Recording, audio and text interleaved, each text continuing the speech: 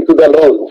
It is not only the economic basis, but also the ground that China give the control of territory just a few hundred miles of the source of a rival India, and the strategic foothold along with the critical commercial as well as the military waterway. So, I think she covered the policies of the taken by the Sri Lankan government, and also uh, Sri Lanka has taken the policies how the economic business have been expansions through the imperialism policies, and also the territorial expansions as well as. So I think this paper will provide the much information if share.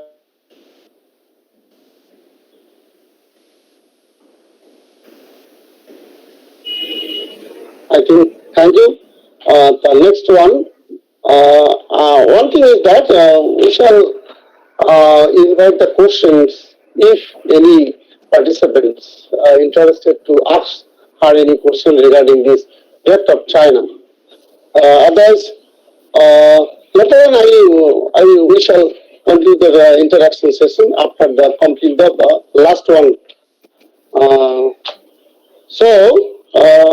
I asked the Utpal sir to introduce the last one paper presenters, Dr. Salvin Paul. Utpal sir. Dr. Yes, Dr. Salvin Paul, Assistant Professor, Department of Peace and Conflict Studies and Management, School of Social Science, Sikkim University. And he has a number of publications and some important forthcoming publication on nuclear power in Ramonic, and it was actually published from going to publish from Encyclopedia of Global Security Studies. Migration and Refugee in South Asia, it will be published from Routledge. And there are a series of articles which he published in different chapters of the edited books and also different journals. And Dr. Salvin Paul is a very one of the most important faculty of this Sikkim University, Department of Peace and Conflict Studies. I would like to request Dr. Salvin Paul to present his paper here. Over to chair. Yes, yes. May I request Dr. Salvin Paul to deliver his lecture? Yeah. Good afternoon. Good afternoon to all. Am I audible, Professor Madhab? Yes, yes. Yes, yes. Yes, sir. Hello. Yes, sir. Yes, yes. You can proceed. Am I audible? Yes. Okay. Yeah. Good afternoon to all. Yes. Good afternoon to all. The chair of the session, Professor Madhab Chandra Adhikary, and my fellow co-panelist, Dr. Jimmy, Dr. Tilottama, and let me at the outset thank the organizers for giving me this opportunity, especially my good friend Utpal Roy, who has taken a lot of initiative to bring me on this platform. So thank you so much for all the organizers, especially the two colleges, Department of History, the Shudiram College, and the Department of Political Malda College. I wish to share my screen with everyone. I hope that you can see my screen. And this presentation is not going to be in a very analytical manner, but it is, I just want to make a pictorial presentation to bring into your understanding certain facts or certain things that are ongoing in the current engagement between India and China on the border. So, dear friends, this presentation is structured into 4 parts. Just we will see how some of the maps to understand how the changes are taking place in the border. Then we will see the history of conflicts between India and China. Then third, we will also see why there is no firing or a military engagement, especially in terms of firing in border. And finally, we will look at some kind of analysis from international politics, how it is impacting on international politics. So, dear friends, you have seen now. I hope that you all can see a picture on your on the screen where it shows that India map disputed areas with on the head. You can see that there is a Chin which is administered by China, whereas claimed by India. And there is a portion just below of Siachen Glacier, which is ceded to China by Pakistan. And then you will see a strips which is called the Jammu and Kashmir. On the right side, you can see there is something called Arunachal Pradesh, which is also a disputed area. Now, just I wish to bring to your attention a more close feature. This is called Jammu and Kashmir. This red line, which is, you can see this is a disputed area where India claims it is India's and Pakistan claims Pakistan's, and there is a portion which is China claims it is China's. Now let us look at what is the current situation.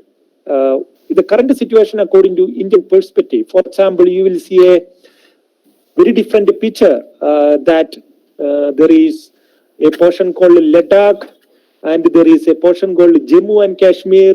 On the top, on the right, there is Chin, and then above Siachen Glacier, there is a portion which is ceded to China by Pakistan. Then there is Pakistan occupied Kashmir. So this is the current situation in Ladakh. If you look at now, Indian administration has changed.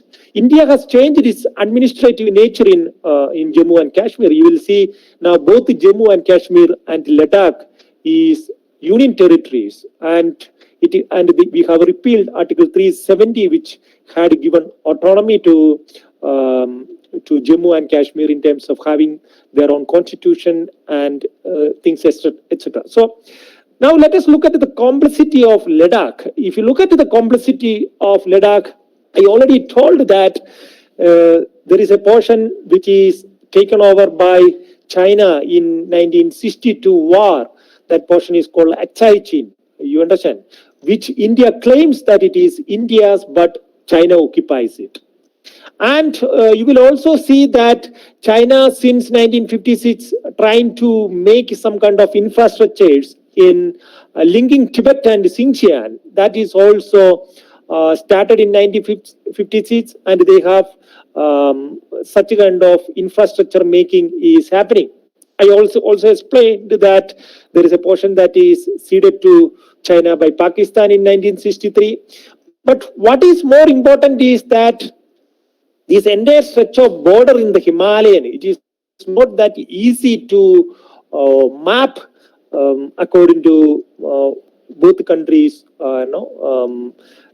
wishes. For example, this is not line of control, in fact. It is line of actual control where both perceive that it belongs to either China or this part belongs to India. So the effort to survey this area is also very challenging because it has got a lot of natural terrain and which contains watersheds, lakes, valleys, and etc.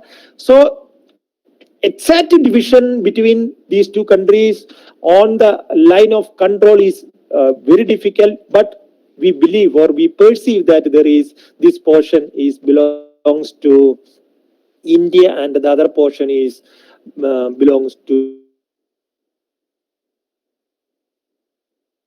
China. But at the same time, we should understand that China is taken over in 1962 war. So that is if you look at the background of this entire issue.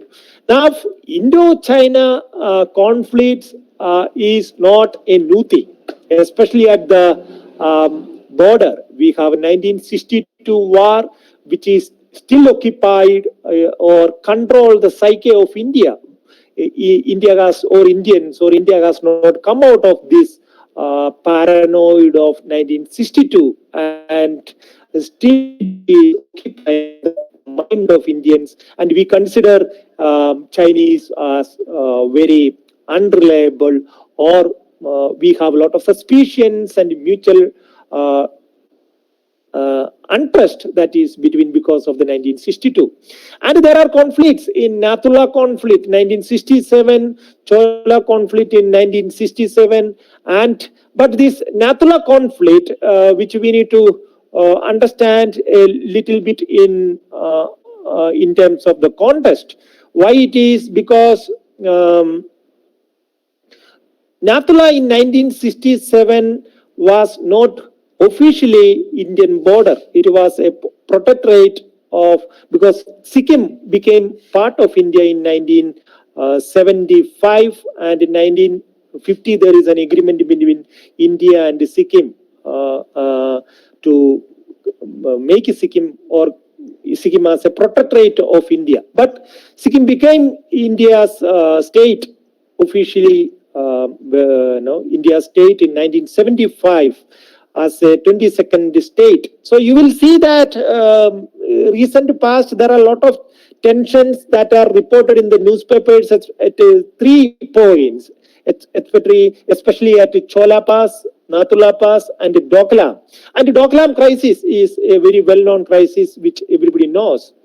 And also, you should understand one conflict that also we had a severe confrontation between India and China in the Arunachal border, and we had to conduct Operation Falcon to retreat or enable to withdraw the Chinese army or the force from Indian border or India's. You understand? And we all know that Doklam crisis in 2017, the Doklam crisis almost, it continued for 72 days, and Chinese troops started constructing infrastructures in Doklam Plateau near to Chumbi Valley. See, Chumbi Valley is very important to India and strategically because it is a tri-junction between India, Bhutan, and China.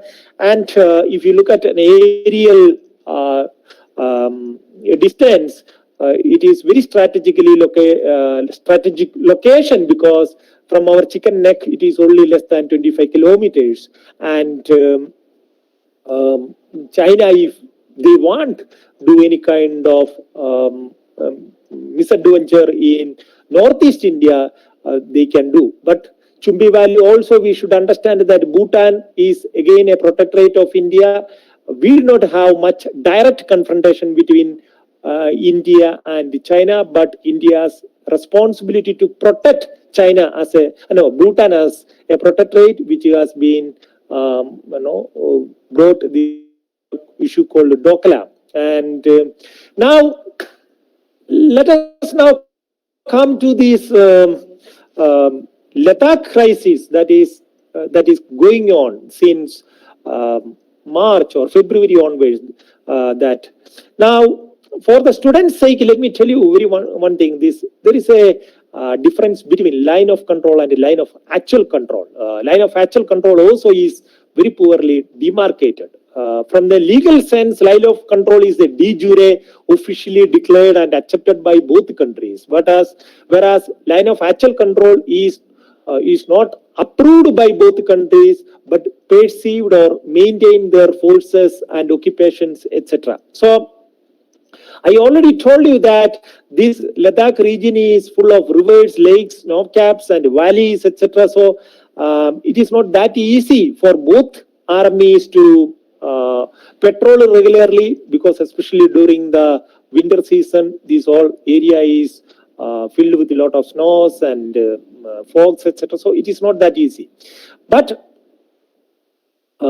India has accused China of sending their troops to this area, especially in Galwan Valley, and says that China occupies around 38,000 square kilometers of its territory in Galwan.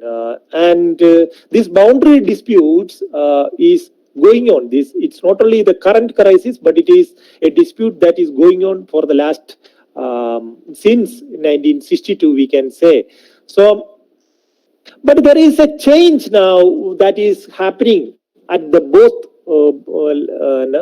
from the border at the both countries. For example, India also started to make or build its infrastructures in the border, whereas China has started this maybe 20 years before. But India's position was that no man's land is a better defense.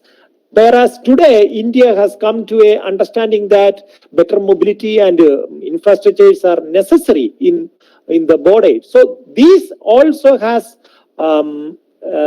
really factored in the current crisis of Ladakh that is going on. Now, there are a lot of conflicting reports whether how much army has been deployed by both countries. For example, some of the media reports says that India has deployed almost 5,000 to 10,000, equal to China's around 10,000 armies. But these are all very unsubstantiated. Chinese media also doesn't bring any exact news, and we have also these days very conflicting news that is coming from Indian media side also. So, but one thing is that both countries have significantly reinforced their positions in respective sides, claiming that it is there. So there is a lot of talks going on at the kernel level, at maybe at the political level, at the ministry level, etc. But at the high level, at the head of the institution, still it is not happened. But the major difference that is happening between Doklam crisis and the current crisis that is going on is this: it has almost crossed 100 plus days, and whereas Doklam crisis was resolved within 72 days, and Doklam crisis was mostly to protect the claim or the protectorate, etc. But this is a direct confrontation between India and China in the border areas, and the scholars are trying to analyze whether this will have spillover effects into political, economical, and social realms. It's a major question that need to be analyzed. Anyway, that we will see. Now, let us see these the 3-4 major areas where this current crisis is going on. The 4 major points where this current crisis is Pangong Lake, Galvan River Valley, and the hot springs, which is called Gogra. This is the, and also we heard that in Nakula also, where in the Sikkim border area there was a slight kind of intrusion or a effort by Chinese. Now, what exactly the problem is? What exactly the problem is this: there are 8 fingers. 8 fingers.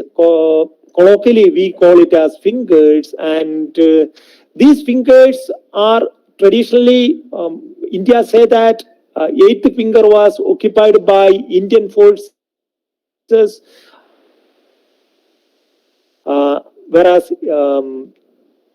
China claims that it was not 8th finger, it was the 2nd finger which was dominated by India. But